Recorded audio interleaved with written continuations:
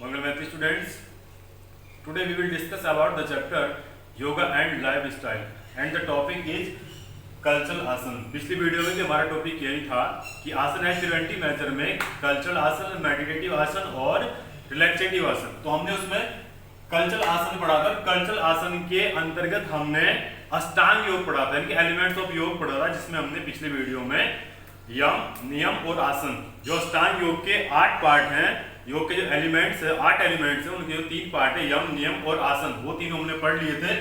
आज बात करते हैं प्राणायाम। ठीक है, 4th नंबर पे आता है प्राणायाम। यानी कि प्राणायाम की 3 स्थिति होती हैं, पूरक, रेचक और कुंभक। यानी कि प्राणायाम में क्या होता है? प्राणायाम में सांस को ऊपर खींचना, सांस को छोड़ देना और सांस को रोक के रखना। ठीक है, सांस ऊपर खींचेंगे पूरक, सांस को छोड़ेंगे रेचक और सांस को रोक के रखेंगे तो उसको कुंभक बोलते हैं। अच्छा, प्राणायाम करता क्या है? जिस तरह से हम नहाने के बाद अपने शरीर की शुद्धि करते हैं, उसी प्रकार शरीर की शुद्धि के साथ साथ मन की शुद्धि होना भी बहुत जरूरी है। मन की शुद्धि अगर किसी तरह संभव है तो सिर्फ प्राणायाम के द्वारा ही संभव है।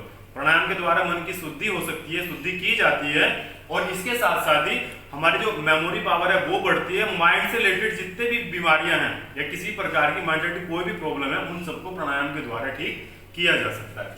नेक्स्ट है हमारा प्रत्याहार। ठीक है, प्राणायाम के बाद हमारा आता है प्रत्याहार। प्रत्याहार क्या करता है?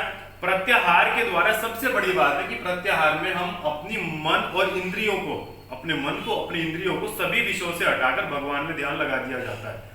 अपने मन और विषय, मन को और इंद्रियों को विषयों से हटाकर भगवान में ध्यान लगाना, उससे क्या होता है कि इंसान के अंदर जो एक सेल्फ कंट्रोल की जो भावना, आत्म कंट्रोल की जो भावना होती है वो पैदा होती है। कभी कभी हमारे अंदर क्या प्रॉब्लम्स आती हैं कि हमें कोई काम नहीं करना होता है, लेकिन हम अपने आप को नहीं रोक पाते, फिर भी हम उस काम को कर जाते हैं, यानी कि हमारा अपने ऊपर ही कंट्रोल नहीं रहता।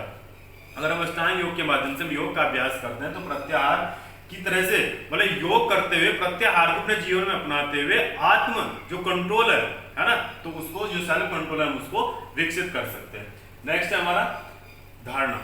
धारणा में क्या होता है? धारणा में हम अपने मन को, अपनी पावर्स को किसी एक सब्जेक्ट पे लगाते हैं, यानी किसी एक विषय में लगाते हैं। हम अपना ध्यान एक जगह लगाते हैं। जैसे हमारा कोई भी लक्ष्य हमने निर्धारित किया है तो हमारी सारी पावर्स को हम अपने आप को उस लक्ष्य की तरफ निर्धारित करेंगे। ठीक है, जब हमारा पूरा ध्यान, हमारी पावर्स किसी एक चीज को पूरा करने के लग जाएगी, ठीक है, तो हमारा काम अवश्य पूरा होता है। नेक्स्ट है हमारा ध्यान। ध्यान का मतलब होता है वर्तमान में जीना। ठीक है, वर्तमान में जीते हुए अपनी सारी पावर्स को, अपने सारे काम को करते हुए ध्यान के माध्यम से वहां तक पहुंचना। ठीक है, नेक्स्ट हमारा समाधि। समाधि के बारे में मैंने आपको बताया था कि संयोग योग इत्युतो जीवात्मा परमात्मा, यानी कि जीवात्मा का परमात्मा से मिलन ही योग है। इंसान क्या करता है कि समाधि के द्वारा अपने आप को परमात्मा से जोड़ देता है और परमात्मा में लीन हो जाता है। जब इंसान समाधि में लीन होता है, ये बहुत बाद की स्थिति है। अगर हम योग करते हैं, स्टार्टिंग में आपको इसके बारे में बता रहा हूँ, ये अभी की स्थिति नहीं, बहुत बाद की स्थिति होती है। इसलिए कड़ा अभ्यास करना पड़ता है हमें। यम, नियम, आसन, प्राणायाम, प्रत्याहार, धारणा, ध्यान, उसके बाद लास्ट में समाधि पे आते हैं, जो किसी भी योगाभ्यास की सबसे लास्ट की स्टेज है, सबसे लास्ट की स्थिति है। ठीक है, समाधि में क्या होता है कि जब इंसान समाधि में लीन होता है तो उसे अपने बारे में जो जानकारी होती है उनका भी लोप हो जाता है, उनकी भी कमी हो जाती है, यानी वो सीधा सीधा अपने आप को भगवान से जोड़ देता है। ठीक है, अब हमने इसमें आसनाई प्रिवेंटिव मेजर में कल्चरल आसन पढ़ा और कल्चरल आसन में अष्टांग योग पढ़ा। आसनाई प्रिवेंटिव मेजर में हमारे पास 2 टॉपिक और हैं, मेडिटेटिव आसन और रिलैक्सेटिव आसन। अब बात करते हैं मेडिटेटिव आसन की। अब बात करते हैं मेडिटेटिव आसन। ठीक है, द आसन enhance the meditation power of an individual. ठीक है, मतलब मेडिटेशन आसन वो होते हैं जो हमारी ध्यान की शक्ति को बढ़ाते हैं, यानी कि जो हमें ध्यान के द्वारा प्राप्त होते हैं और जिससे ध्यान के द्वारा एकाग्रता को प्राप्त किया जा सकता है। ठीक है, ऐसे आसन कौन कौन से हो सकते हैं? जैसे पद्मासन, सिद्धासन, कुछ इस तरह के आसन हैं जो बैटरी में ध्यान लगाया जाता है और मनुष्य अपने ध्यान की उच्च सीमा तक उसमें पहुंच जाता है। ठीक है, और किसी भी तरह से मनुष्य सबसे ज्यादा मेडिटेटिव आसन और नेक्स्ट हमारा रिलैक्सेटिव आसन है, इनके द्वारा मनुष्य शारीरिक और मानसिक रूप से मजबूत बनता है। ठीक है, नेक्स्ट है हमारा मेडिटेटिव आसन के बाद रिलैक्सेटिव आसन। ठीक है, these are beneficial for removing fatigue, either it is physical or mental।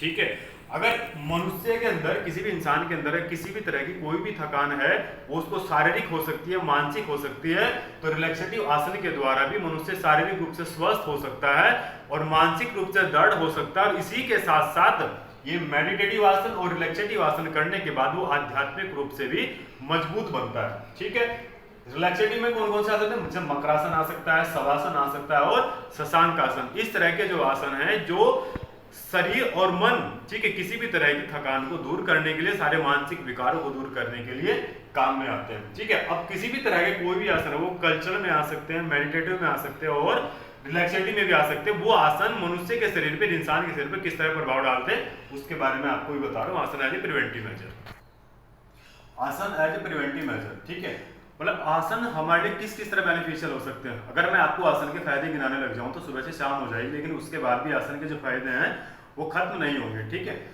पहले बात है number 1, asana keeps the spinal cord flexible.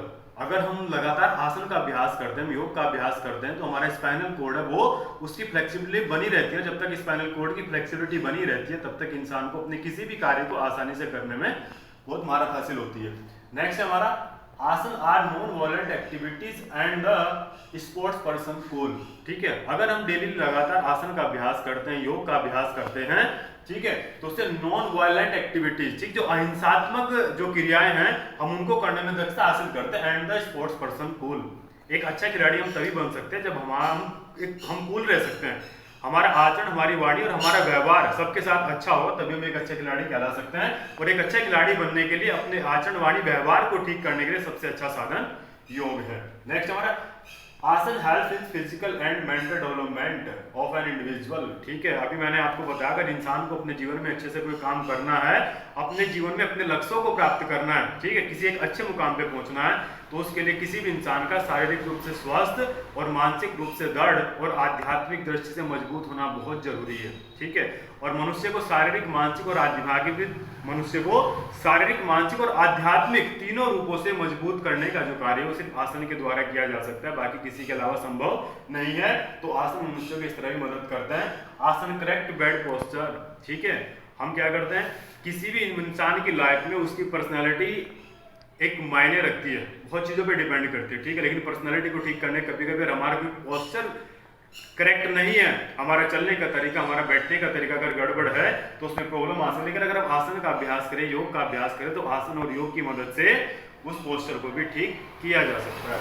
Next हमारा, आसन help in better blood circulation. ठीक है, मैंने आपको बताया था हमारा जो शरीर है, शरीर में एक मनुष्य की जो नस और नाड़ियां उनका जाल है, तो उनमें अगर सही से ब्लड सर्कुलेशन नहीं होगा तो मनुष्य को बहुत सारी बीमारियों का सामना करना पड़ता है। ठीक है, इसलिए बेटर ब्लड सर्कुलेशन के लिए हमें योग करना चाहिए। अभी मैंने आपको बताया अगर योग के अभ्यास के बारे में बात करूं, सुबह से शाम हो जाएगी, लेकिन योग के अभ्यास खत्म नहीं होंगे। आज आपका ये टॉपिक आसन एज ए प्रिवेंटिव मेजर यहाँ पे कंप्लीट होता है। ठीक है।